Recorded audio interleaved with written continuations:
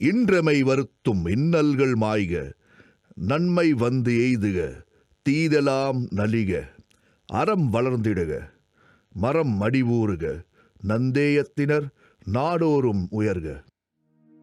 இன்றமை வருத்தும் இன்னல்கள் மாய்க, நன்மை வந்தெய்துக, தீதெல்லாம் நலிக, அறம் வளர்ந்திடுக, மரமடி ஊறுக, நந்தேயத்தினர் நாடொரும் உயர்க.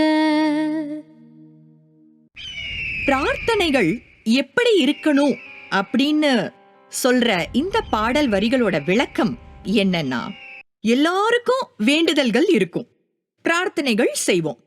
கடவுளே என்ன மட்டும் காப்பாத்து அப்படின்னு நகைச்சுவையா சொல்றவங்களும் உண்டு. ஆனா அதையே உண்மையா சொல்றவங்களும் உண்டுதானே.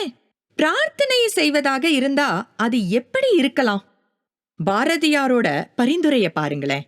இன்று எங்களை வேதனைப்படச் செய்யும் துன்பங்கள் ஒழியட்டும், நன்மைகள் தேடி வந்து எங்களிடம் சேரட்டும், கெட்டவையெல்லாம் பலம் இழந்து போகட்டும். இந்த உலகத்துல எப்பவும் நன்மை தீமைன்னு 2 விஷயங்கள் இருக்கு. அதுல நன்மையோட பலம் அதிகரிச்சா இந்த உலகமே நல்லா இருக்கும்.